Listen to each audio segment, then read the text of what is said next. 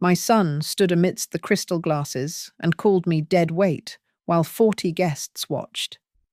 He had no idea the penthouse floor beneath his Italian loafers, the black card his wife swiped, and the company he claimed to build all belonged to me.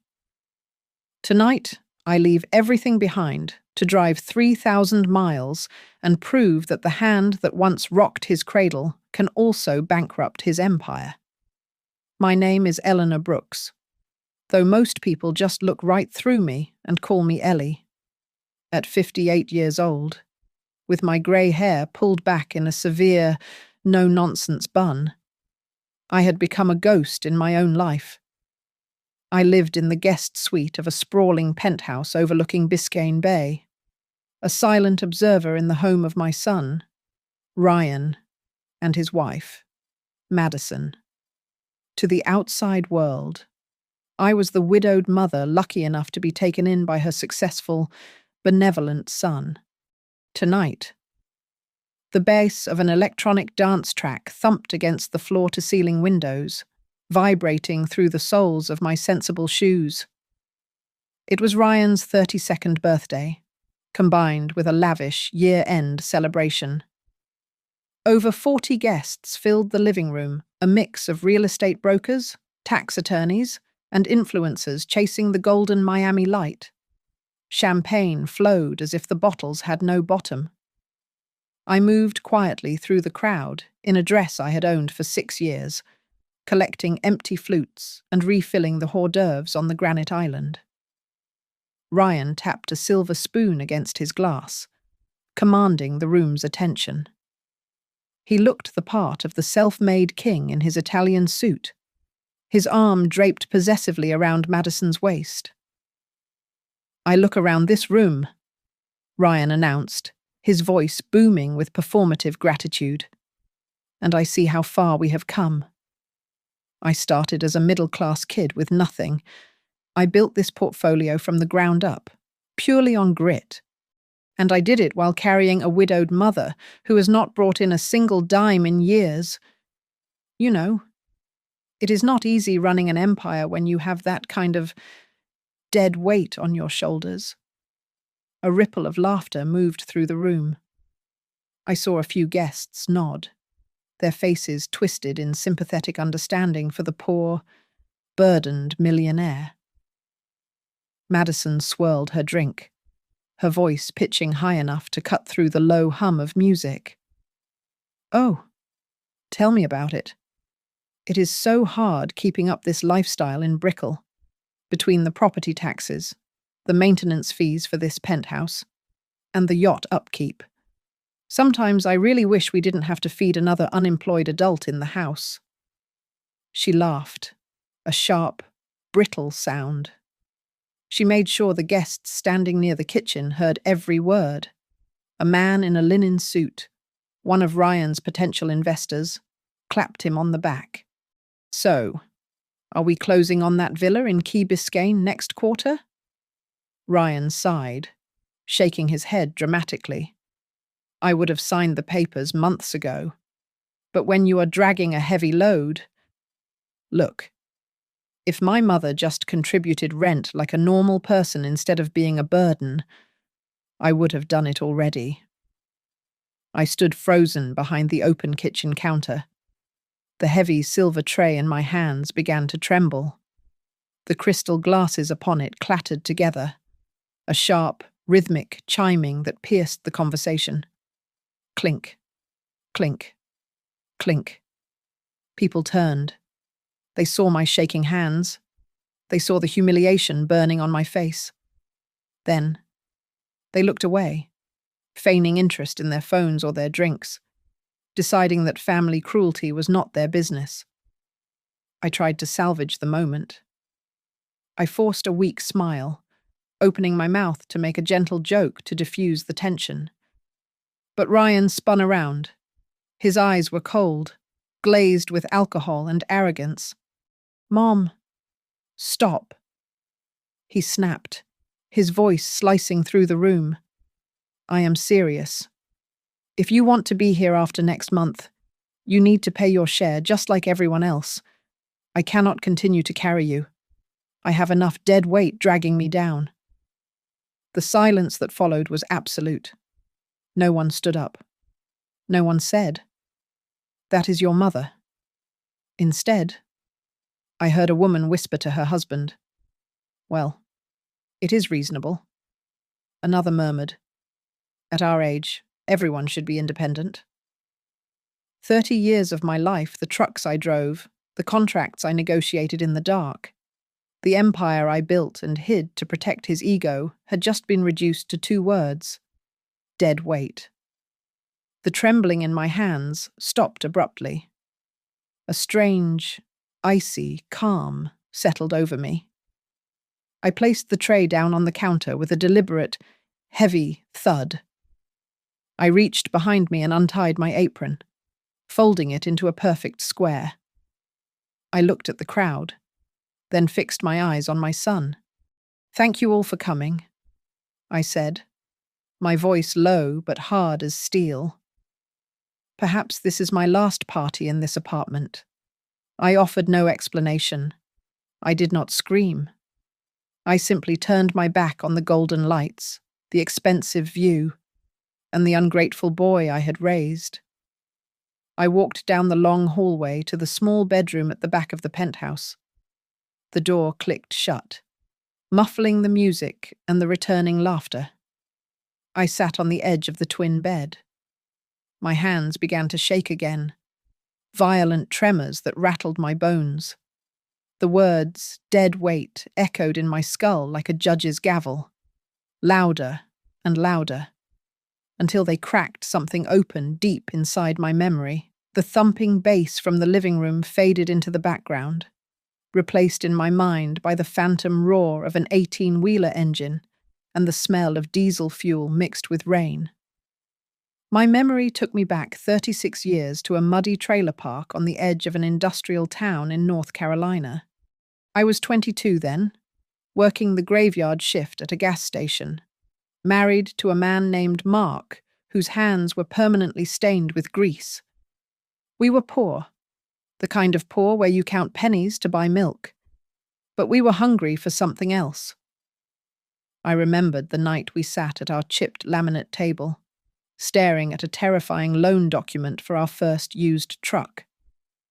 Mark had looked at me, his eyes wide with fear and hope. "Elle, if we sign this, there is no going back. If the rig breaks down, we are finished.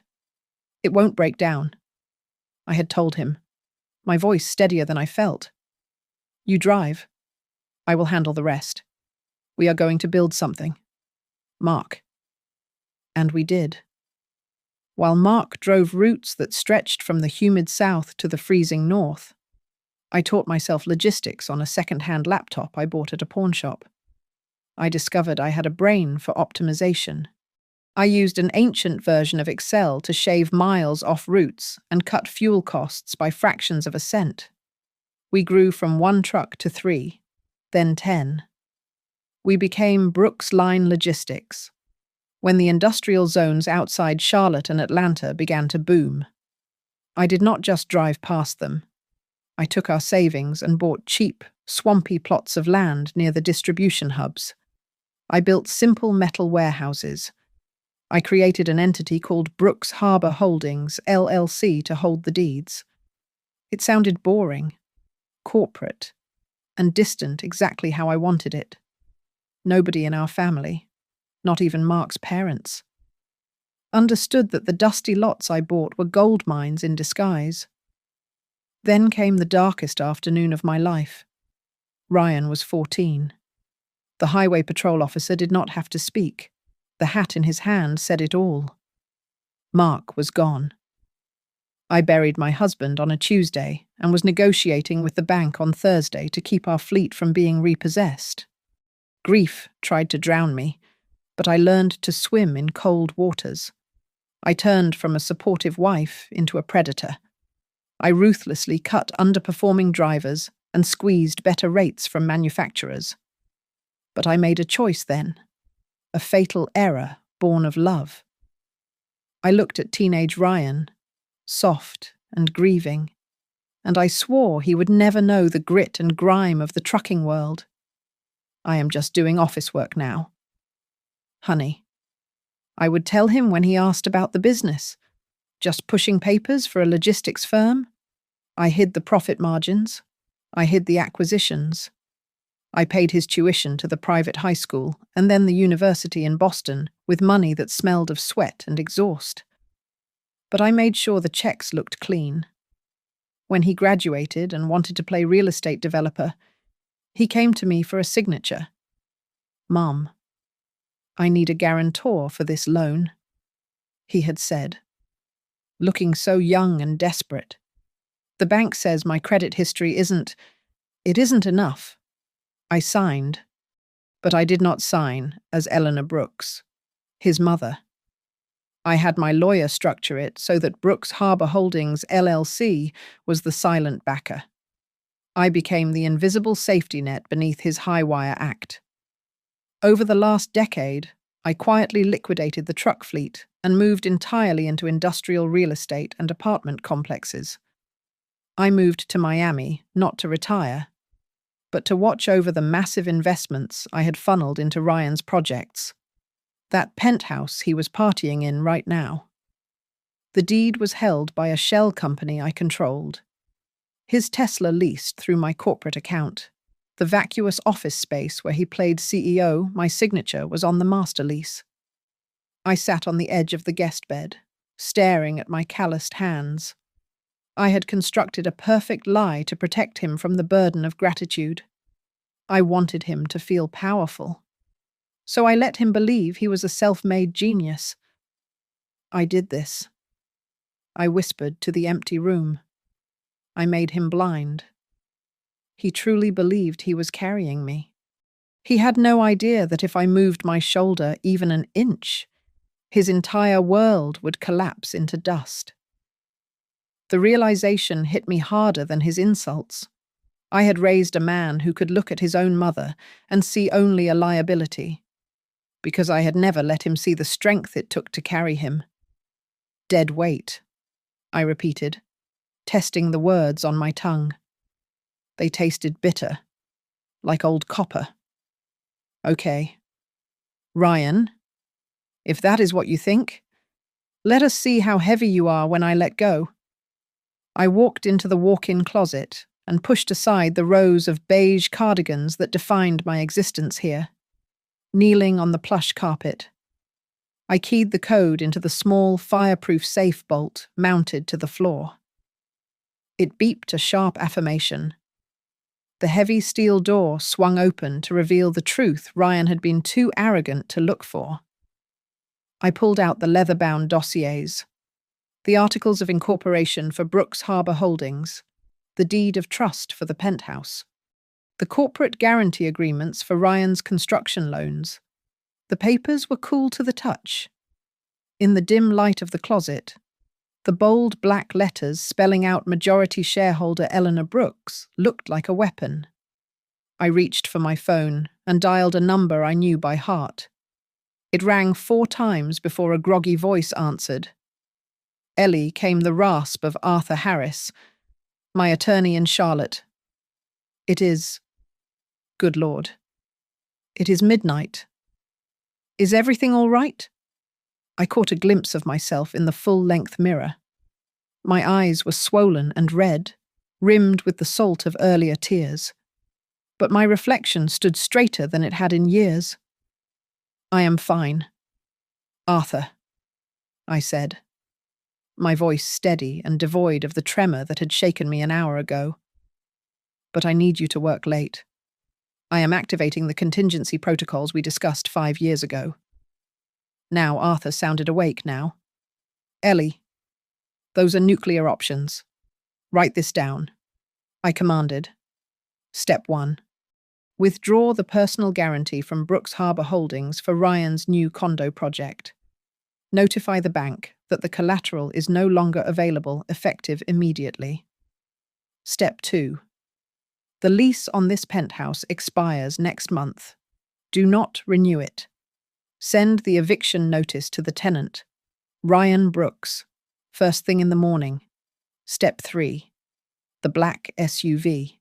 Revoke the authorized user privileges. There was a long silence on the line. I could hear Arthur breathing, likely taking off his reading glasses and rubbing his eyes. Ellie. Do you understand what this will do? Arthur asked, his tone dropping to a whisper. The condo project is leveraged to the hilt. If you pull the backing, the bank will call the loan. He does not have the liquidity to cover it. He will default. You are going to bankrupt him. I looked at the door, where the muffled bass of the party still thumped, a heartbeat of excess funded by my silence. I do not want to kill him. Arthur, I said, my voice dropping in temperature. I want him to be born a second time. Arthur sighed, the sound of a man who knew better than to argue with me when I used that tone. Very well. I will draft the letters. One more thing. I added. Liquidate the warehouse portfolio in New Jersey. I want the cash liquid and ready for transfer by Tuesday. I am starting a new project, where I put the phone on speaker and opened the map application. My finger hovered over the blue dot of Miami, pulsating in the heat and humidity. I dragged the map west, scrolling past the plains, over the Rockies, all the way to the upper left corner of the country. I stopped at a city surrounded by water and grey skies. Seattle. It was a place known for rain, changing industries, and old ports. It reminded me of the grit I came from, 3,000 miles away. I told Arthur, I am going to Seattle. Find me commercial real estate listings. Look for abandoned logistics centers, old canneries, anything with a loading dock. I hung up before he could ask why. The plan was forming in my mind with the clarity of an architectural blueprint. I would not just leave, I would vanish. I would pull the foundation out from under Ryan's house of cards, and while he scrambled in the wreckage, I would be 3,000 miles away, building a sanctuary for people like me, people the world called dead weight. I opened my laptop and booked a one-way ticket to Seattle-Tacoma International Airport for 6 a.m. I used a private account that even the company accountant did not have access to. Then, I packed. I took one suitcase and a sturdy backpack. I left the jewelry Ryan had bought me for Mother's Day trinkets purchased with my own money. I left the clothes Madison had picked out because they made me look presentable. I packed my old ledgers, my laptop, and the photo of Mark standing by our first truck. Before I zipped the bag, I tore a sheet of paper from a notepad. I went to the kitchen island, now cleared of the party trays, and wrote a note. I did not address it to Ryan. He did not deserve my words yet. Tomorrow. You are no longer the shadow behind your son.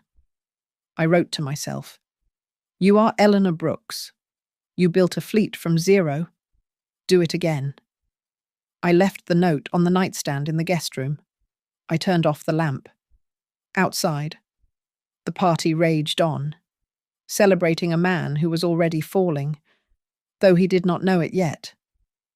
For the first time in a decade, I closed my eyes and did not dream of my son's success.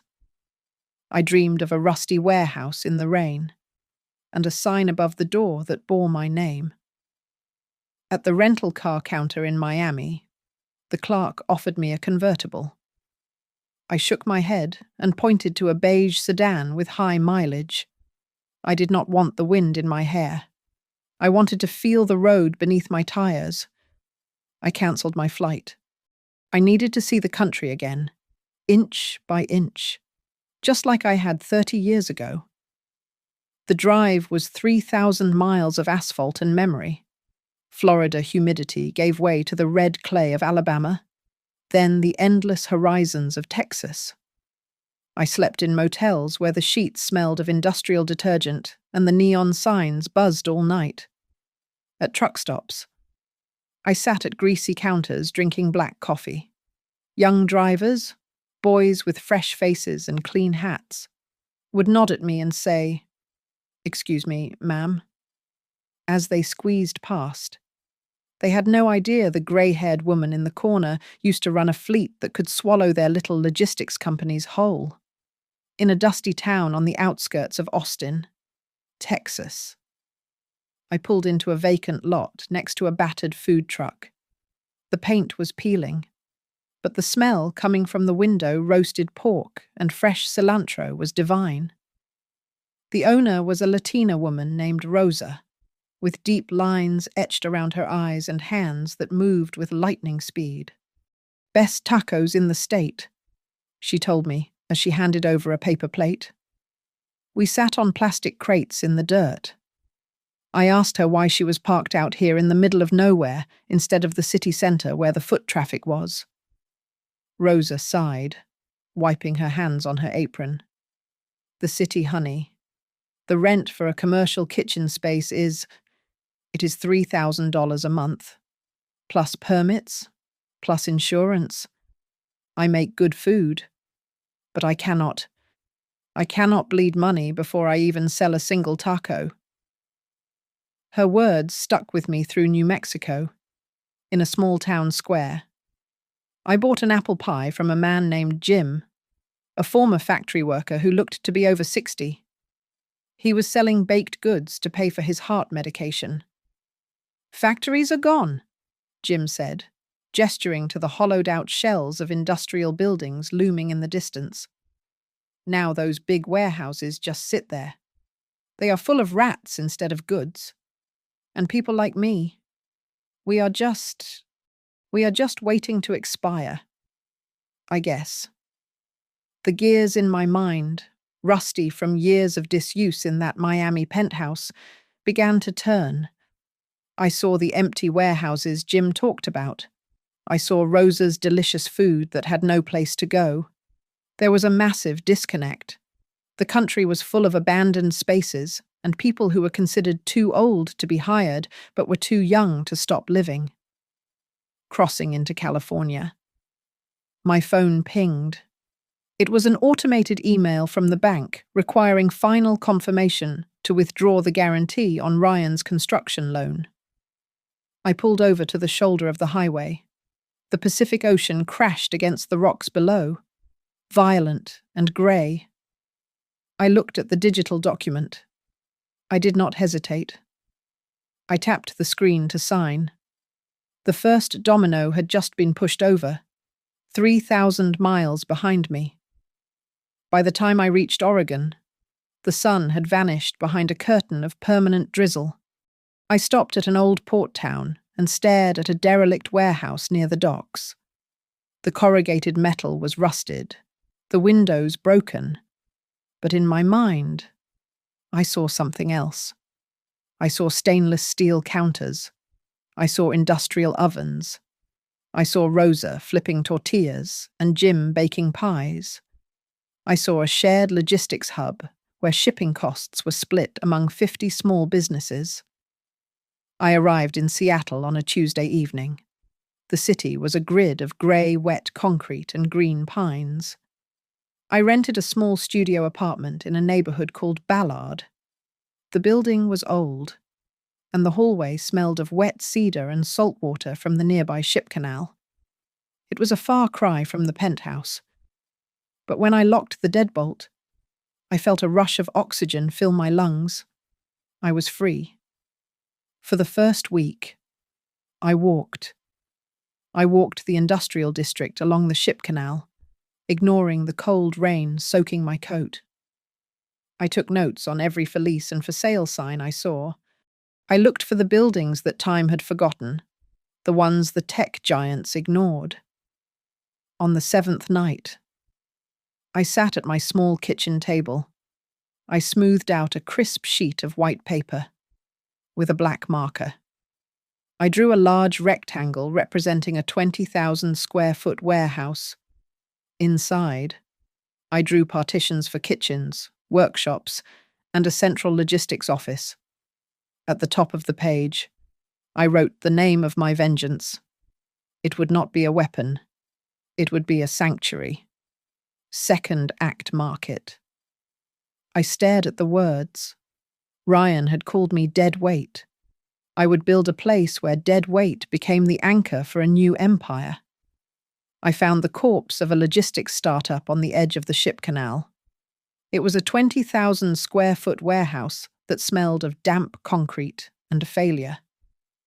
The bank had foreclosed on it 3 months ago, and they were desperate to offload the asset before the fiscal year ended.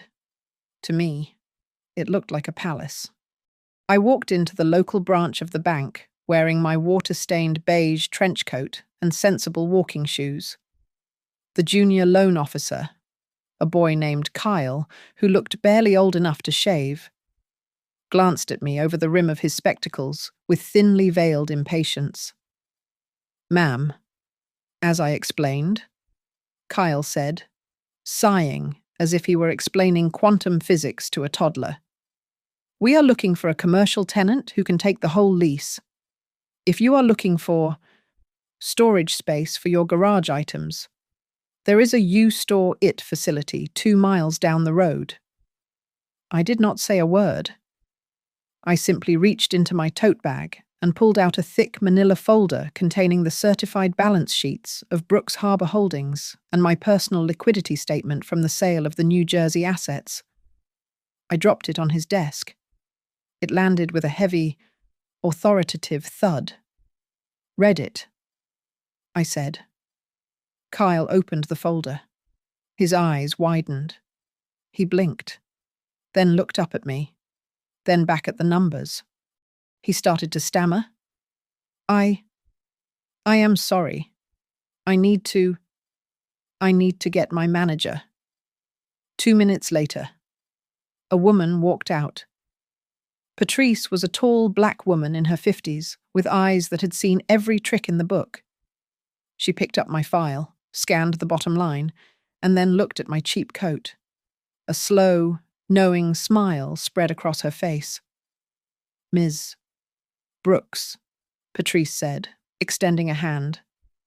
"It seems Kyle here judged the book by its dust jacket. We are listening." I laid out the blueprints for Second Act Market right there on her mahogany desk. "I do not want to lease it."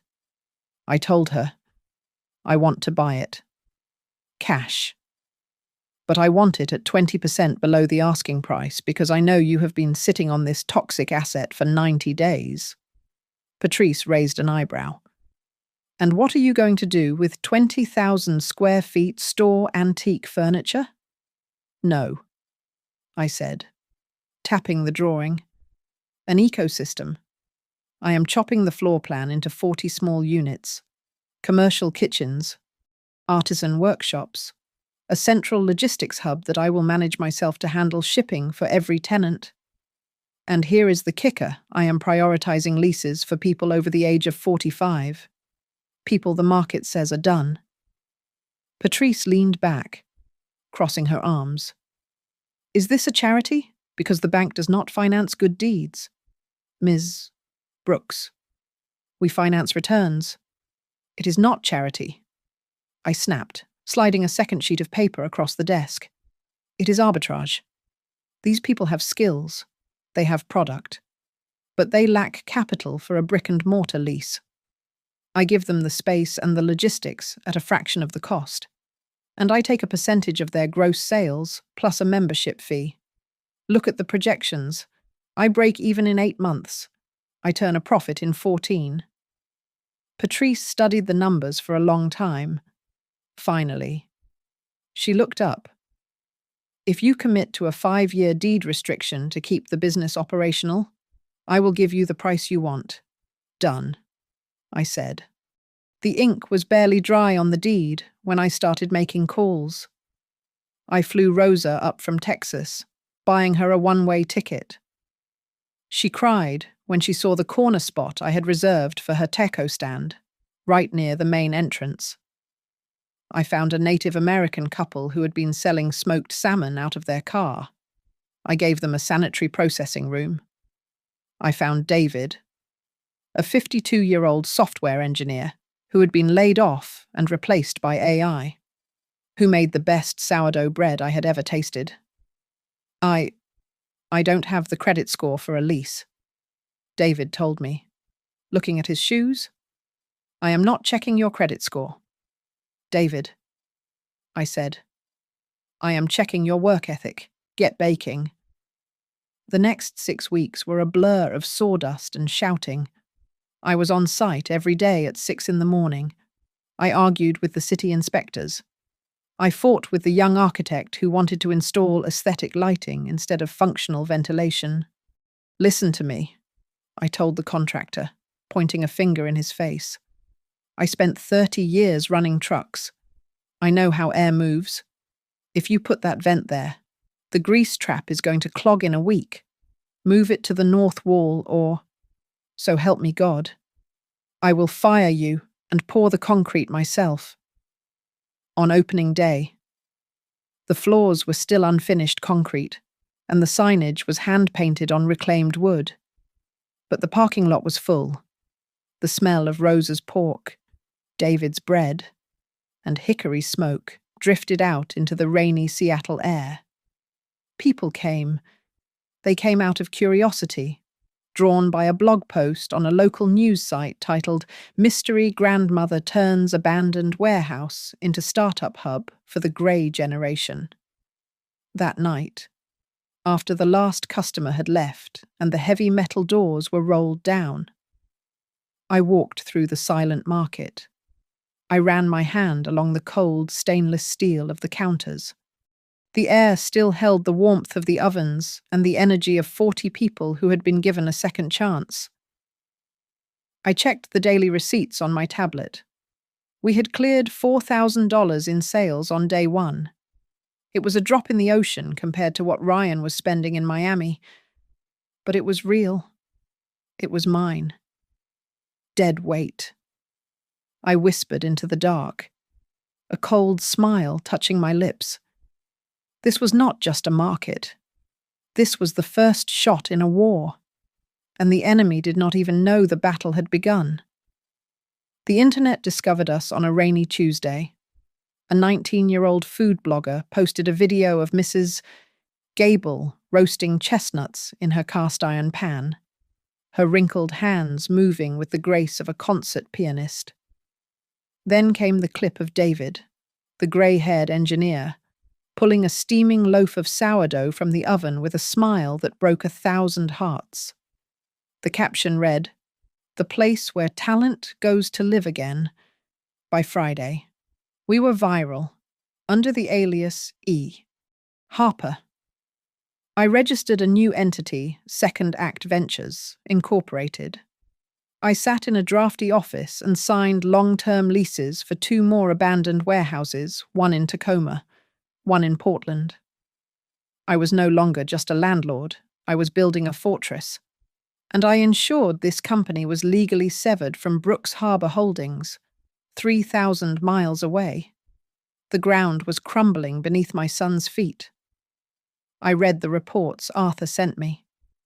Ryan had received the notification that the personal guarantee was withdrawn.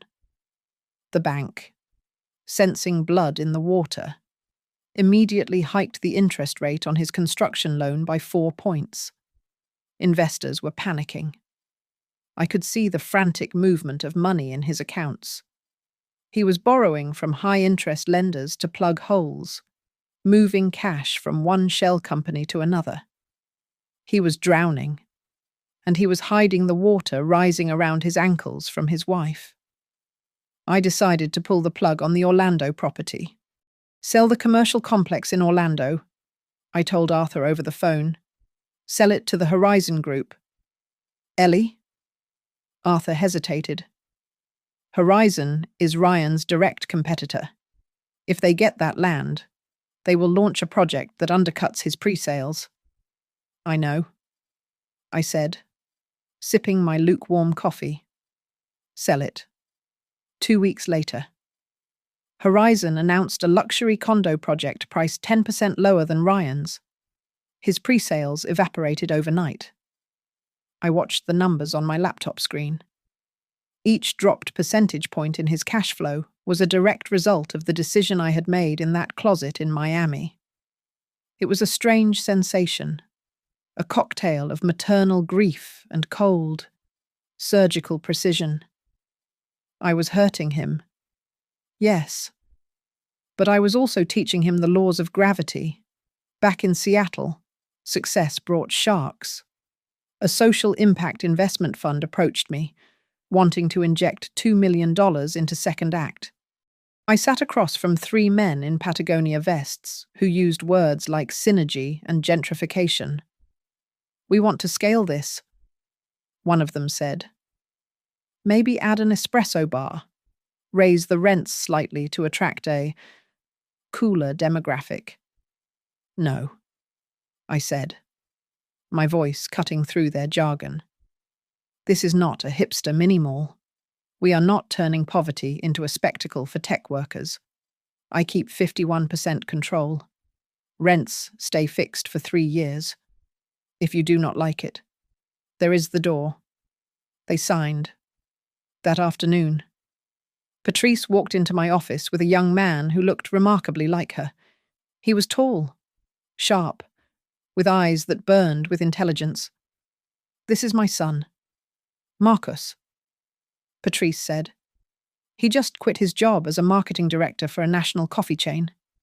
He says he is tired of selling burnt beans to people who don't care." Marcus looked at me. "You are building an empire of the underestimated, Ms. Brooks. I want to help you tell that story." I hired him as my chief marketing officer on the spot.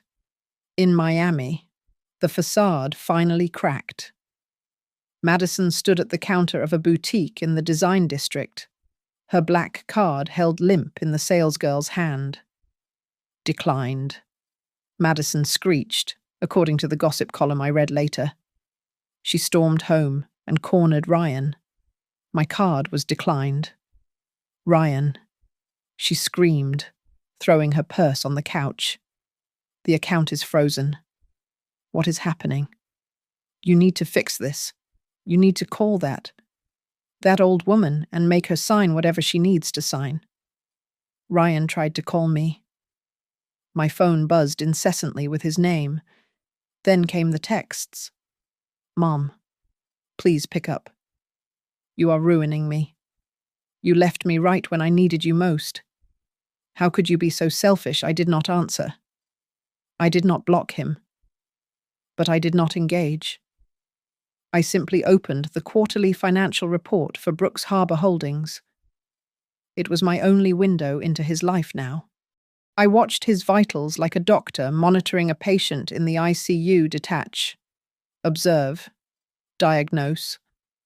On the final night of the month, I stood on the steel mezzanine of the new warehouse in Tacoma. Below me, the market was alive. Hundreds of people were moving between the stalls, buying handmade quilts, eating tamales, and laughing. I saw the faces of my tenants' people who had been discarded by the world shining with purpose. In my mind's eye, I saw Ryan standing on the balcony of the penthouse I still paid for. He was looking down at the glittering lights of Miami, terrifyingly alone. The city was still beautiful, but for the first time in his life, he was realizing that without the foundation I had built, he was falling into the abyss. Jump or fly. "Ryan," I whispered to the hum of the market below, "but do not look for my hand." The collapse of Ryan Brooks did not happen with a bang, but with the quiet, suffocating rustle of legal paperwork. The bank formally seized the condo project on a Tuesday morning. By the afternoon, the angry comments from customers demanding their deposits back had flooded his social media. The Miami Herald ran a feature in the business section with the headline, "Boy Wonder Bursts, Young Developer Blames Market for Mismanagement." He had become the poster child for a bubble that had finally popped. The eviction from the penthouse came 3 days later. A process server handed him the notice while he was still wearing his silk pajamas. Ryan stared at the document, his eyes scanning the lines for a mistake. A loophole. Anything to save face. His finger stopped on the line identifying the property owner. It did not say Ryan Brooks. It read, Brooks Harbor Holdings, LLC. There is a mistake, Ryan stammered, looking at the server. This is my apartment.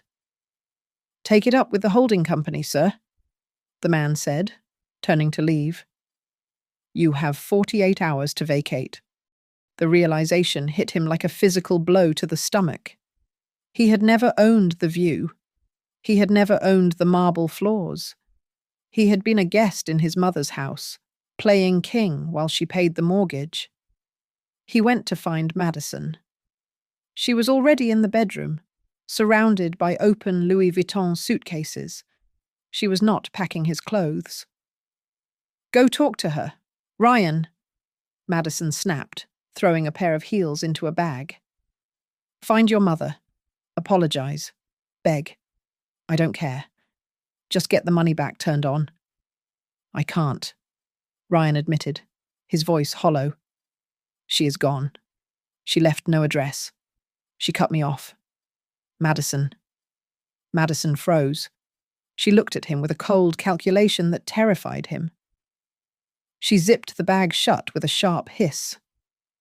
I cannot do this, she said, her voice devoid of the baby talk tone she used for Instagram. I am not doing poverty. Ryan, I am going back to Los Angeles. My father said I could stay in the guest house. She was gone within the hour. That evening, a notification popped up on his phone. It was a photo of Madison looking out an airplane window with a caption that read, Never let a man drown you with his debt. Choose yourself. Ryan moved into a studio apartment in Hialeah, a suburb far from the ocean breeze. The room smelled of stale frying oil and mildew. For the first time in his life, he sat at a wobbly table and stared at a stack of bills. Car insurance, health insurance, electricity, rent. There was no invisible hand to sweep them away. He applied to 3 rival development firms. They all politely declined, citing his reputation risk. Desperation forced him to lower his gaze. He sold his designer suits to a consignment shop and took the only job that called him back a night shift supervisor role at an Amazon fulfillment center near the airport. The first night was a descent into hell. Ryan stood on the concrete floor for 10 hours, surrounded by the deafening whir of conveyor belts. His job was to check barcodes on packages destined for people who still had money. By 4:00 a.m., his feet were swollen inside his work boots. His back screamed in agony. He leaned against a metal railing, gasping for air. The cold industrial lighting hummed overhead.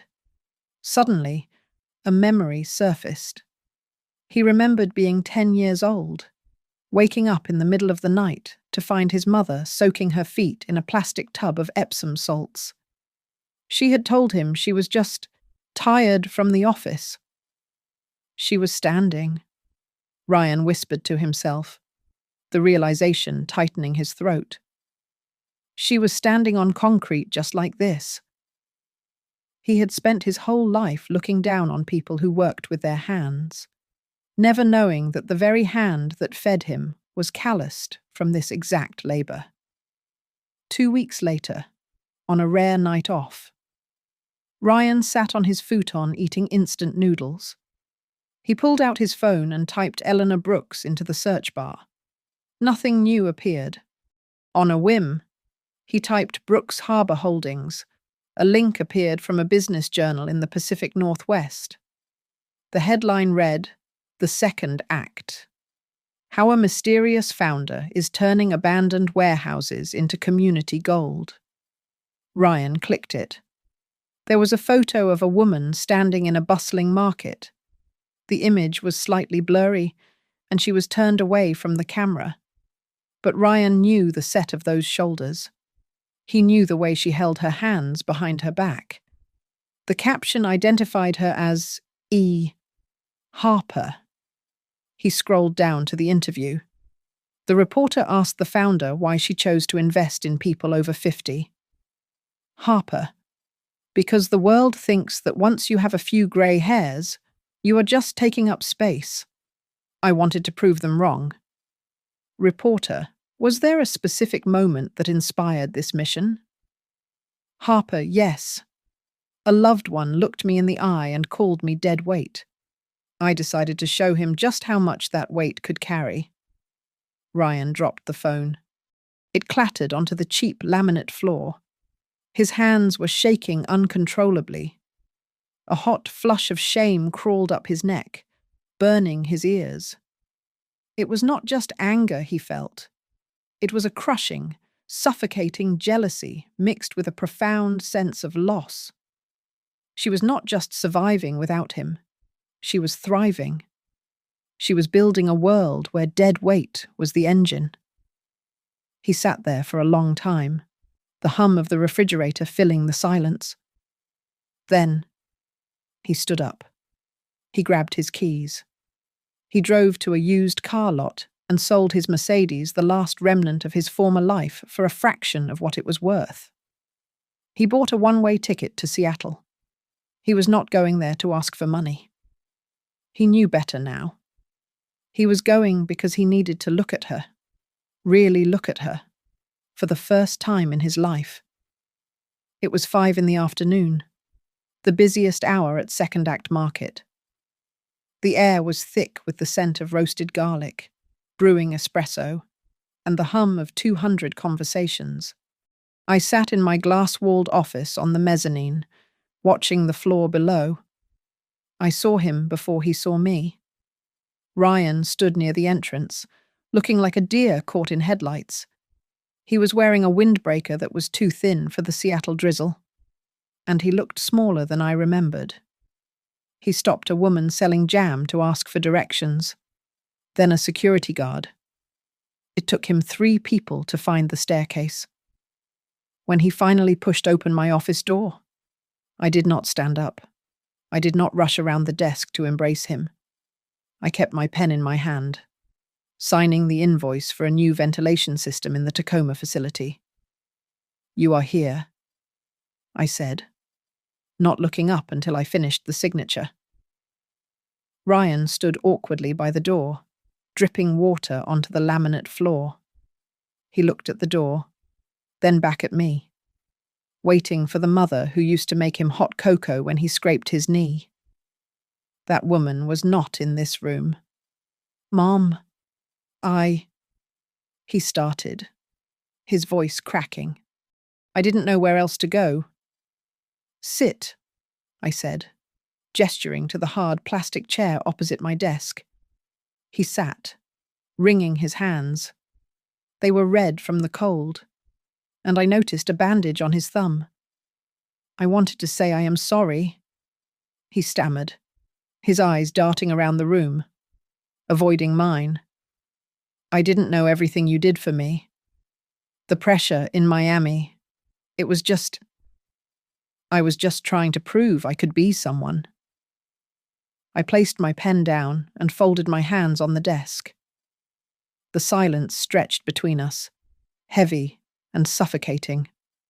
"Ryan, stop," I said. My voice was level, devoid of the warmth he was fishing for. "You do not need to explain why you pointed the gun at me in front of those people. You need to explain to yourself why you pulled the trigger." He flinched as if I had slapped him. He opened his mouth to argue, then closed it. The reality of his actions, the public humiliation, the cruelty hung in the air. He slumped in the chair, the fight draining out of him. "I lost everything," he whispered. "The condo, the penthouse. Madison left. I have been working the night shift at a fulfillment center for 3 weeks, standing on concrete, scanning boxes." He looked up, and for the first time, his eyes were clear. I read the article about this place. I am not here to ask for money. Mum, I want to work. I will do anything. I want to pay my debt. Not with money, but the other way. I leaned back in my chair, studying him. You think you are special? Look out that window. Down there is a woman who lost her home in a fire and started over at 60. There is a man who went bankrupt paying for his wife's cancer treatment. This place is full of people who were broken by the world. If you want to join their ranks, you will start exactly where they did. I pulled a standard employment contract from my drawer and slid it across the desk. Tacoma facility, I said. Night shift. You will be responsible for deep cleaning the grease traps, scrubbing the floors, and inventorying the cold storage. It pays $19 an hour. No benefits for the first 90 days. Your manager is Marlene. She is 55. She has raised 4 kids on her own, and she has zero tolerance for complaining. And Ryan, she does not know who you are. To her, you are just another pair of hands. Ryan looked at the paper. He looked at the wage. It was less than he used to spend on a single lunch. If you quit, I added, my voice hardening, that is your choice. I will not call you.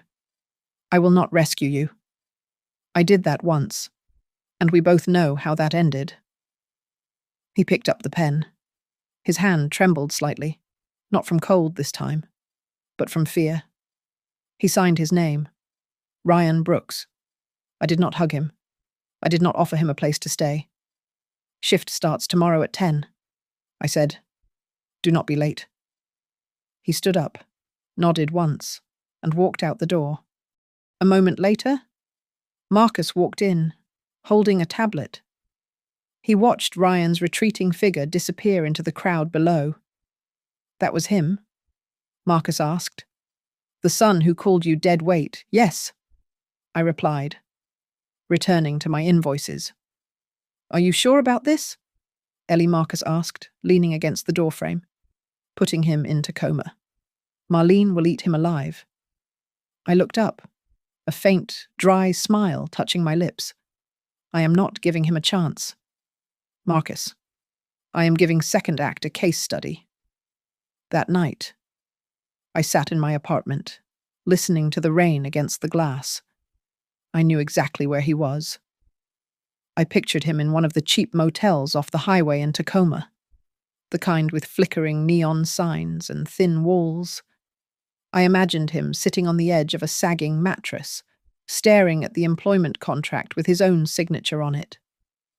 For the first time in his life, the paper in his hand wasn't a gift or a bailout, it was a challenge. If he wanted to stay in the world I had built, he had to prove he was worth the space he occupied. He had to prove he wasn't the dead weight anymore. The smell of industrial bleach became Ryan's new cologne. For the next 3 months, his world shrank to the fluorescent-lit hours between 10:00 p.m. and 6 a.m. He scrubbed grease traps that smelled of death. He hauled garbage bags heavy with wet cardboard. He counted frozen pallets of salmon in a walk-in freezer that numbed his fingers through his gloves. Marlene, the night manager, was a force of nature in steel-toed boots. She didn't care about his past life. You missed a spot behind the fryer. College boy. She barked one night, pointing a calloused finger. Do it again? And if I see you leaning on that mop one more time, you are clocking out early. Ryan gritted his teeth and scrubbed. But as the weeks passed, something shifted. The resentment dulled into a strange rhythm. He started eating his lunch, a cold sandwich from a vending machine with the other night shift workers. There was Elias, a 60-year-old barber whose hands shook too much for scissors, but were steady enough to repair the vintage espresso machines. There was Sarah, a former CPA who had lost her license due to a clerical error and now made the best artisanal jams in the state. They told stories of bankruptcy, of divorce, of being invisible. Ryan listened. Their voices sounded like his mother's. One night, while doing inventory in the back office, Ryan's flashlight swept across the wall. It caught a framed black and white photograph hanging crookedly above the filing cabinet. It was his mother, barely 30, standing in front of a battered truck in North Carolina.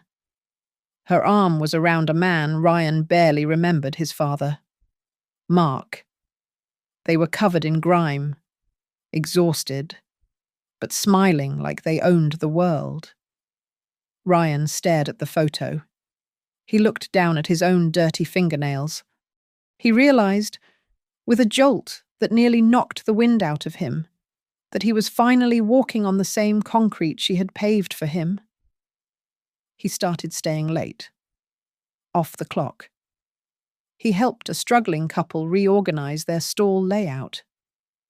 "If you angle the display like this," he told them, sketching on a napkin, "you force the customer to walk past the high-margin items first. It is just basic flow dynamics." Their sales went up 20% the next week. They thanked him with free pastries, having no idea he used to charge $10,000 for a consultation. But while Ryan was finding his footing, storm clouds were gathering over Seattle. A retail conglomerate called Urban Hive had taken notice of Second Act's success. They offered to buy the company for a staggering sum. In the boardroom, Marcus looked at the offer sheet. "Ellie, this is retirement money. For everyone. Maybe we should consider it."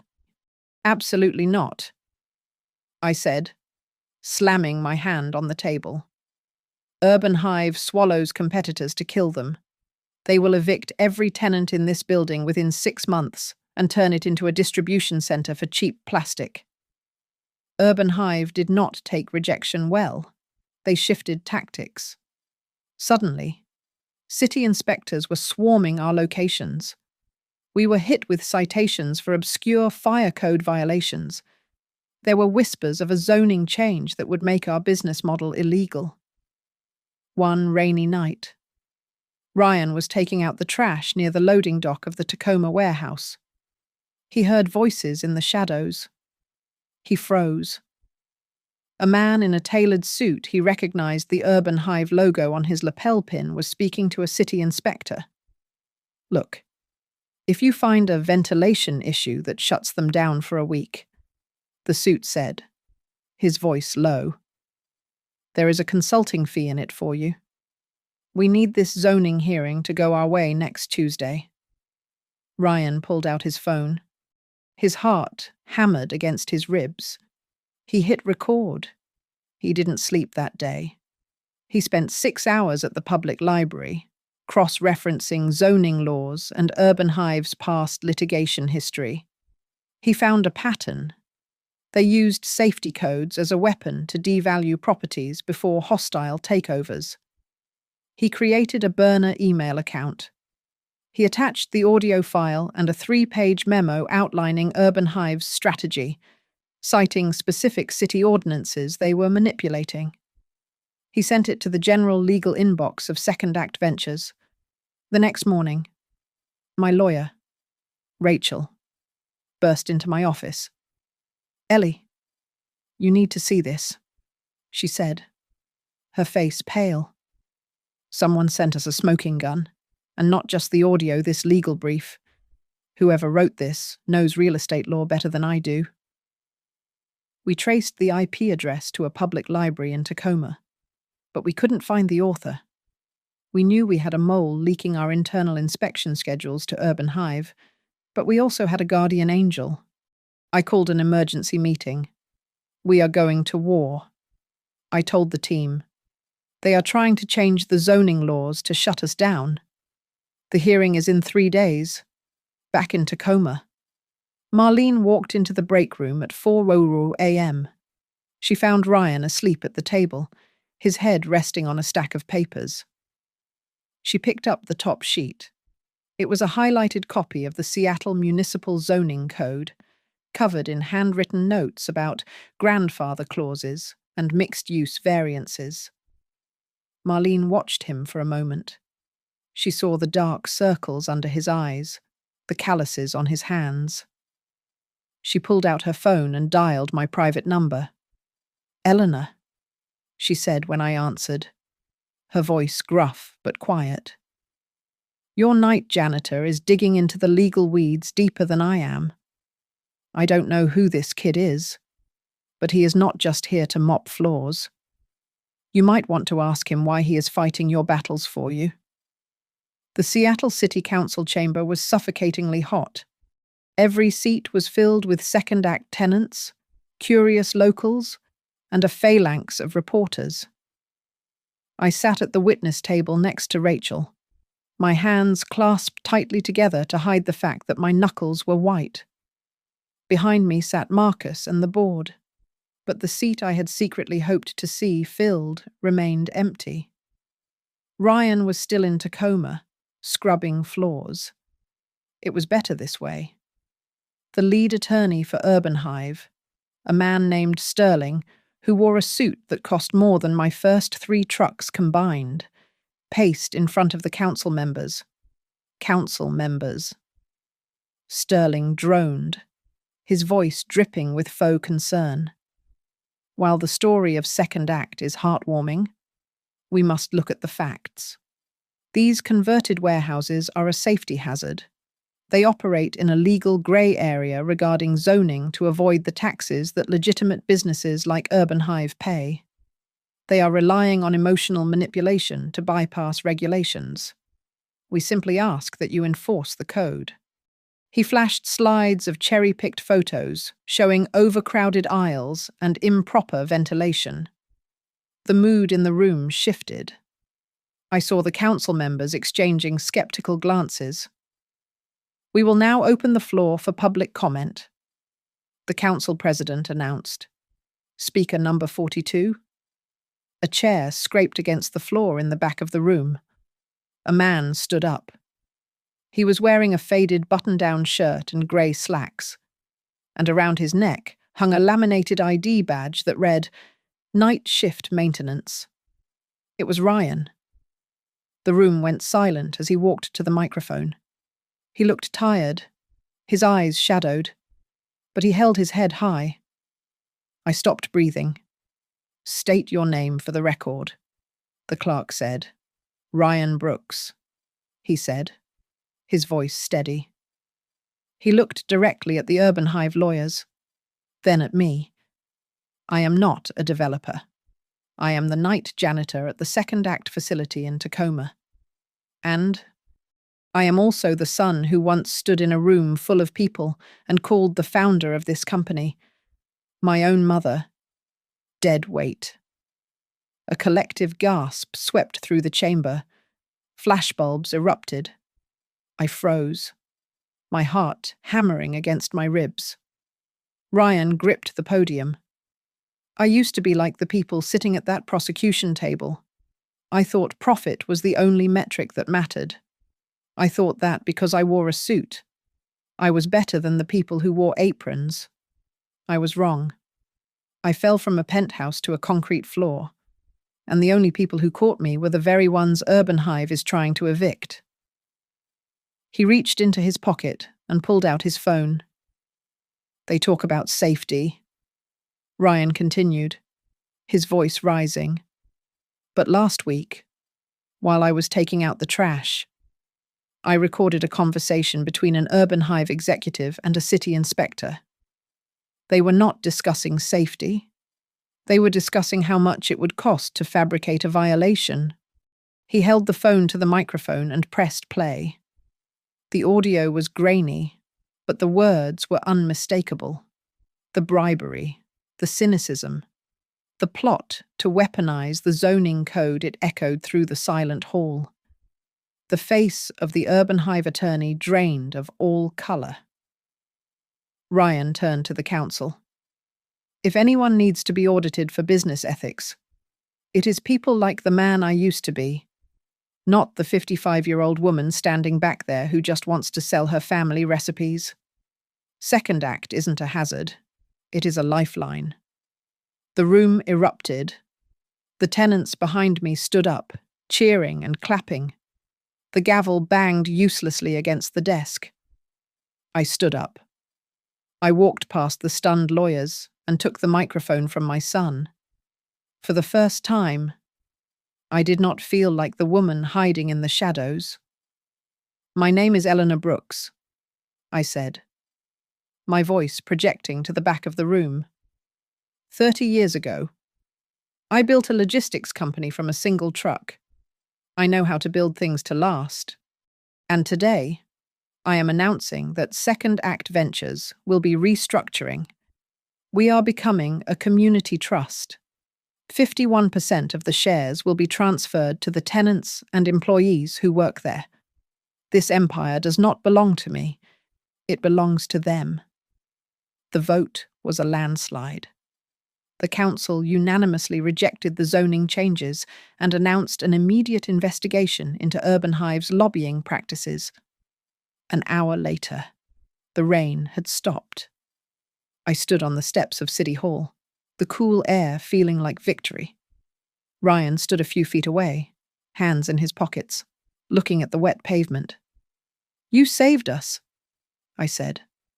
"I just took out the trash." "Mom," he replied, a faint smile touching his lips. "It is what janitors do." "You are not a janitor anymore," I said. "I need a director of community development. Someone who knows real estate law but understands what it feels like to have nothing." Ryan looked up. Tears welled in his eyes, but he did not let them fall.